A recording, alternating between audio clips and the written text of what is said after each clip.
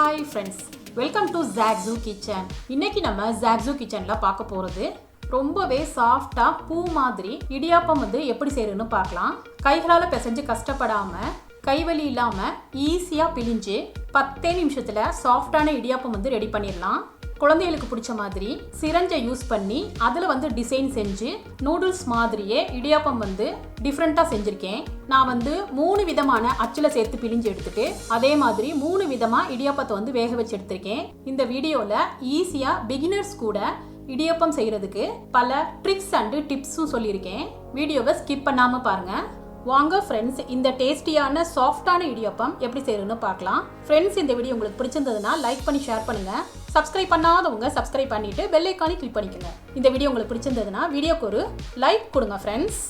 இடியாப்பம் மாவு கலக்கிறதுக்காக ஒரு பேனில் 3 கப்பு தண்ணி சேர்த்துருக்கேன். இப்போ இதில் 1/2 டீஸ்பூன் சால்ட் சேர்த்துக்கிறேன். இதோட 1 டீஸ்பூன் தேங்காய் எண்ணெய் சேர்த்துக்கிறேன். ஃப்ரெண்ட்ஸ், தேங்காய் எண்ணெய் சேர்க்குறப்போ இடியாப்பம் நல்ல ஃப்ளேவர்ஃபுல்லாக இருக்கும். அதே சமயம் நம்ம பிழியறதுக்கும் இடியாப்பம் ஈஸியாக இருக்கும். அதனால தேங்காய் எண்ணெயை ஸ்கிப் பண்ணாமல் சேர்த்துக்கோங்க. தண்ணி ரொம்ப கொதிக்கணும்னு அவசியம் இல்லை. தண்ணி சூடாகி இந்த மாதிரி பபுள்ஸ் வந்தாலே போதும். அடுப்பை அமர்த்திடலாம். இப்போ ஒரு பவுலில் 2 கப்பு பச்சரிசி மாவு எடுத்துக்கிறேன். இடியாப்பம் செய்யறதுக்கு இடியாப்பம் மாவு தான் தேவைன்னு இல்லை. நம்ம பச்சரிசி மாவுலையும் இடியாப்பம் ஈஸியாக செய்யலாம். நம்ம ஏற்கனவே சூடு பண்ணி வச்சிருந்த தண்ணியை மொத்தமாக சேர்த்துறாம கொஞ்சம் கொஞ்சமாக சேர்க்கணும். நான் 1 கப்பு மட்டும் இப்போதைக்கு சேர்த்துக்கிறேன். இதை இந்த மாதிரி ஸ்பூனை வச்சு நல்லா கலந்துக்கணும். ஃப்ரெண்ட்ஸ், நான் இந்த வீடியோவில் மாவு பிசைறது கையால் பிசையாம ஸ்பூனை வச்சு தான் நான் கலந்து இடியாப்பம் செஞ்சு காமிச்சிருக்கேன். இந்த டிப்ஸ் பிகினர்ஸ்க்கு ரொம்ப யூஸ்ஃபுல்லாக இருக்கும். மாவை இந்த அளவு கலந்ததுக்கப்புறம் மறுபடியும் 1 கப்பு தண்ணி சேர்த்துட்டு நல்லா கலந்துக்கணும். நம்ம ஸ்பூனை வச்சு கலக்கிறதுனால கீழே இருந்து மாவு மேலே எடுத்து விட்டு நல்லா கலந்துக்கணும். இப்போ 2 கப்பு தண்ணி சேர்த்ததுக்கப்புறம் மாவு பார்த்தோம்னா இன்னும் கொஞ்சம் கெட்டியாக தான் இருக்குது. மறுபடியும் 1 கப்பு தண்ணி சேர்த்துட்டு நல்லா கலந்துக்கணும். ஃப்ரெண்ட்ஸ், நீங்கள் எடுத்திருக்க டைப் ஆஃப் பச்சரிசி மாவுக்கு தகுந்தாப்புல தண்ணியோட அளவு மாறும். ஃப்ரெண்ட்ஸ், 1 கப்பு பச்சரிசி மாவுக்கு 1.5 கப்பு தண்ணி சரியாக இருக்கும். அதனால் தண்ணி கூட குறைய ஆகலாம். ஃப்ரெண்ட்ஸ், மாவு ரொம்ப லூஸாக இல்லாமல் ரொம்ப டைட்டாகவும் இல்லாமல் இந்த பக்குவத்துக்கு மாவு கலந்துக்கணும். அப்போ தான் இடியாப்பம் நல்ல பிழிய வரும். இந்த மாதிரி கைகளால் அமுத்தி பார்த்தோம்னா கையில் மாவு ஒட்டாமல் இருக்கணும். இதுதான் கரெக்டான அளவு. இப்போ இடியாப்பம் பிழிஞ்சிடலாம். இப்போ இடியாப்பம் செய்கிறதுக்கு ஃபர்ஸ்ட் மெத்தட் பார்த்துடலாம். நான் மரத்தால் ஆன இடியாப்பம் அச்சுக்குழல் 1 எடுத்திருக்கேன். இதில் இடியாப்பம் பிழியறதுக்கு ரொம்ப ஈஸியாக இருக்கும். கையை யூஸ் பண்ணாமலேயே மாவு ஸ்பூன்ல இருந்தே எடுத்து கொஞ்சம் கொஞ்சமாக அச்சுக்குழலில் சேர்த்துட்டு ஃபில் பண்ணிக்கலாம். இப்போ மாவு அச்சு ஃபுல்லாக சேர்த்ததும் மேல் கட்டையை வச்சுட்டு மூடிக்கலாம். என்கிட்ட இந்த மாதிரி ஹோல்ஸ் உள்ள தட்டு இருந்தது. இப்போ இதில் இடியாப்பம் ஒட்டாமல் வர்றதுக்காக கொஞ்சமாக ஆயில தடவிக்கலாம். இப்போ இதில் இந்த மாதிரி பிழிஞ்சு விட்டுக்கணும். ஃப்ரெண்ட்ஸ், உங்களுக்கு இடியாப்ப சைஸ் எந்த அளவுக்கு வேணுமோ அத்தனை சுத்து நீங்கள் சுற்றிக்கலாம். மாவு பக்குவமாக கலந்துருந்தோம்னா இடியாப்பம் விட்டு விட்டு விழுகாமல் இந்த மாதிரி நல்ல ஃப்ளோவில் விழும். இதே மாதிரி இன்னொன்று நான் பிழிஞ்சு காமிக்கிறேன். கஷ்டப்படாமல் ரொம்ப ஈஸியாகவே பிழிஞ்சிடலாம். ஃப்ரெண்ட்ஸ், உங்கள்கிட்ட இந்த மாதிரி இடியாப்ப தட்டு இல்லைன்னா நீங்கள் இட்லி தட்டில் கூட கொஞ்சம் ஆயில அப்ளை பண்ணிட்டு இடியாப்பத்தை பிழிஞ்சிக்கலாம். என்கிட்ட இந்த மாதிரி மூங்கில் தட்டுகள் இருந்தது. அதுலயும் நான் இடியாப்பத்தை பிழிஞ்சிக்கிறேன். இந்த மாதிரி மூங்கில் தட்டை யூஸ் பண்ணி நம்ம இடியாப்பம் செஞ்சோம்னா இடியாப்பம் நல்ல ஃப்ளேவராகவும் இருக்கும். அதே சமயம் ஹெல்த்தியும் கூட. இப்போ செகண்ட் மெத்தடா முறுக்கு செய்வோம்ல, அந்த அச்சுக்குழல்ல இடியாப்பம் செஞ்சிடலாம். நான் முறுக்கு குழலில் இடியாப்ப பிளேட்டை சேர்த்துருக்கேன். இதில் இடியாப்பம் ஒட்டாமல் வர்றதுக்காக கொஞ்சம் ஆயில் அப்ளை பண்ணிக்கிறேன். ஸ்பூனாலேயே மாவு ஃபுல்லாக ஃபில் பண்ணிக்கலாம். இப்போ இதை ஃபுல்லாக க்ளோஸ் பண்ணிக்கலாம். இப்போ இட்லி தட்டிலேயே ஆயில் அப்ளை பண்ணிவிட்டு பெருசாக இடியாப்பம் பிழிஞ்சுக்கிறேன். ஃப்ரெண்ட்ஸ், மர அச்சை விட இந்த மாதிரி சுற்றி செய்கிற முறுக்கு அச்சில் ரொம்ப ஈஸியாகவே பிழியலாம். இப்போ பார்த்தோம்னா ஃப்ரெண்ட்ஸ், 2 விதமான அச்சுக்கல்ல 4 விதமான பிளேட்ஸில் இடியாப்பத்தை பிழிஞ்சு எடுத்துக்கிட்டோம். இப்போ இதை வேக வச்சிடலாம். இடியாப்பத்தட்டில் வேக வைக்கிறதுக்காக நான் ஒரு பேனில் தண்ணி சூடு பண்ணியிருக்கேன். தண்ணி நல்லா கொதிச்சதும் இப்போ பிளேட்டை மேலே வச்சிடலாம். இப்போ இதை ஒரு மூடியால் மூடிட்டு இப்போ இதையும் நம்ம ஸ்டீம் பண்ணிக்கலாம். அதே மாதிரி நீங்கள் இட்லி வேக வைப்பீங்கல்ல, அந்த பாத்திரத்தில் தண்ணி சேர்த்துட்டு தண்ணி நல்லா கொதிச்சதும் இட்லி ஸ்டாண்டை பிளேஸ் பண்ணிட்டு இதுக்கு மேலே இட்லி தட்டில் செஞ்ச இடியாப்பத்தை சேர்த்துக்கலாம். இதையும் 8 to 10 நிமிஷத்துக்கு நம்ம வேக வச்சுக்கலாம். இப்போ ஒரு 8 நிமிஷத்துலேயே இட்லி தட்டில் சேர்த்துருந்த இடியாப்பம் நல்லா வெந்துருச்சு. இதை எடுத்துட்டு மூங்கில் தட்டு இடியாப்பத்தையும் உள்ளே சேர்த்துடலாம். இதையும் 8 to 10 நிமிஷம் ஸ்டீம் பண்ணிக்கணும்.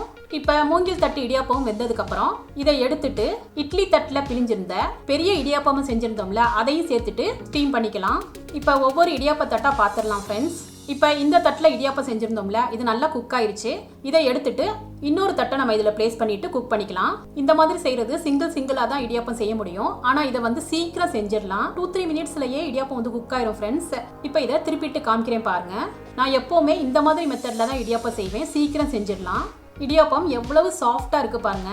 அடுத்தது இட்லி பாத்திரத்தில் வேக வச்ச இடியாப்பத்தையும் ஒன்று ஒன்றா பார்த்துடலாம். இப்போ எல்லா தட்டுக்களையுமே செஞ்சிருந்த இடியாப்பத்தை வந்து ஒன்று ஒன்றா அடுத்தடுத்து கவுத்தி காமிக்கிறேன். கண்டிப்பாக இடியாப்பத்தை திருப்பி போட்டுக்கணும். நம்ம தட்டுக்களில் எண்ணெய் தடவி இருக்கிறதுனால இடியாப்பம் வந்து ஒட்டாமல் ஈஸியாக வந்துடும். இந்த மாதிரி டிப்ஸ் அண்ட் ட்ரிக்ஸை ஃபாலோ பண்ணிங்கன்னா பிகினர்ஸ் கூட ரொம்ப குயிக்காக ஈஸியாக இடியாப்பம் செஞ்சிடலாம். இப்போ லாஸ்ட்டாக 3வது மெத்தட் வந்து எப்படி செய்யறதுன்னு பார்க்கலாம். ஃப்ரெண்ட்ஸ், இதை வந்து கிட்ஸ் மெத்தடுன்னு சொல்லலாம். இதை வந்து நம்ம சிரஞ்சு வச்சு தான் செய்ய போகிறோம். இடியாப்பம் பிழிஞ்சது போக எனக்கு கொஞ்சம் மாவு மிச்சம் இருந்தது. நான் அந்த மாவை எடுத்துக்கிறேன். இப்போ இதில் 1 டீஸ்பூன் மட்டும் தண்ணி சேர்த்துக்கிறேன். மறுபடியும் நல்லா கலந்துக்கணும். மாவு வந்து ரொம்ப கெட்டியாக இல்லாமல் இந்த பக்குவத்துக்கு இருக்கிற மாதிரி பார்த்துக்கோங்க. இப்போ நான் ஒரு சிரஞ்சு எடுத்திருக்கேன். இதில் உள்ள நீடில் வந்து ரிமூவ் பண்ணிட்டேன். இப்போ இந்த புஷ் பண்ணுற ஹேண்டலையும் ரிமூவ் பண்ணிக்கணும். இப்போ இந்த மேலே உள்ள சிரஞ்சில் வந்து நம்ம வந்து மாவு வந்து ஃபில் பண்ணிக்கணும். ஃப்ரெண்ட்ஸ், சிரஞ்சில் வந்து மாவு வந்து ஃபில் பண்ணுறது ஈஸி தான். மாவுக்கு மேலே இந்த மாதிரி வச்சுட்டு அழுத்தினாலே மாவு வந்து உள்ளே ஃபில் ஆகிக்கும். இந்த மாதிரி நம்ம வந்து பல முறை செய்யணும். இது செய்யறது ரொம்ப ஈஸி தான். செய்ய செய்ய ப்ராக்டிஸ் ஆயிரும். இந்த மாதிரி ஃபில் பண்ணதுக்கப்புறம் நம்ம வந்து புஷ்ஷரையும் சேர்த்துடலாம். நல்லா ப்ரெஸ் பண்ணிவிட்டு ஃப்ளோ வந்து எந்த அளவுக்கு இருக்குன்னு செக் பண்ணிக்கோங்க. இது விழுகிறதுக்கு விட்டு விட்டு விழுகாமல் நூடுல்ஸ் மாதிரி விழுகுதான்னு மட்டும் பார்த்துக்கோங்க.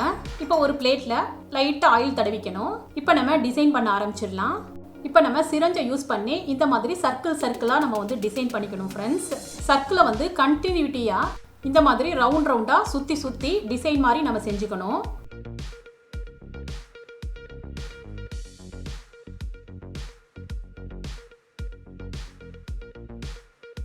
மாவு முடிஞ்சிருச்சுன்னா மறுபடியும் அதே ப்ரொசீஜரை ஃபாலோ பண்ணுங்க. மாவு வந்து இந்த மாதிரி புஷ் பண்ணி சிரஞ்சை வந்து ஃபில் பண்ணி எடுத்துக்கணும். மறுபடியும் விட்ட இடத்துல இருந்து ரவுண்டாக சுற்றிக்கணும். இந்த டிசைன் தான் இல்லை ஃப்ரெண்ட்ஸ். உங்களுக்கு பிடிச்ச உங்களுக்கு ஈஸியாக இருக்கிற எந்த டிசைன்னாலும் நீங்கள் செஞ்சுக்கலாம். இதை இந்த அளவுக்கு சுற்றிட்டேன் பாருங்கள். பார்க்குறதுக்கே ரொம்ப அழகாக இருக்குது. இந்த மாதிரி கொடுக்குறப்ப கிட்ஸ் வந்து ரொம்ப லைக் பண்ணி சாப்பிடுவாங்க. இப்போ இதையும் நம்ம வந்து ஸ்டீம் பண்ணிக்கலாம். எப்படி வந்து மற்ற இடியாப்பம்லாம் செஞ்சோமோ அதே மாதிரி ஸ்டீம் பண்ணிக்கணும். பாருங்க ஃப்ரெண்ட்ஸ், இந்த டிசைன் உள்ள நூடுல் இடியாப்பமும் சூப்பராக ரெடி ஆயிடுச்சு. நம்ம செஞ்ச இந்த இடியாப்பத்தில் என்ன ஸ்பெஷல்னா நம்ம வந்து ஸ்பூன் மட்டும்தான் யூஸ் பண்ணியிருப்போம். கை வந்து மெஸ்ஸியாகவே ஆகாது. இந்த இடியாப்பம்லாம் நம்ம வந்து தேங்காய் பால், நான்வெஜ் குருமா அண்ட் வெஜிடபிள் குருமாவோட சேர்த்து சாப்பிட்றப்போ டேஸ்ட்டு வந்து சூப்பராக இருக்கும். அதே மாதிரி இடியாப்பமும் ரொம்ப சாஃப்டாக இருக்கும். ஃப்ரெண்ட்ஸ், இந்த டேஸ்டியான இடியாப்பம் ரெசிபி உங்களுக்கு பிடிச்சிருந்ததுன்னா நீங்கள் ட்ரை பண்ணி உங்கள் எக்ஸ்பீரியன்ஸை கமெண்ட்டில் ஷேர் பண்ணுங்கள். சுவையான சமையல், சுகமான வாழ்வு. தேங்க்யூ.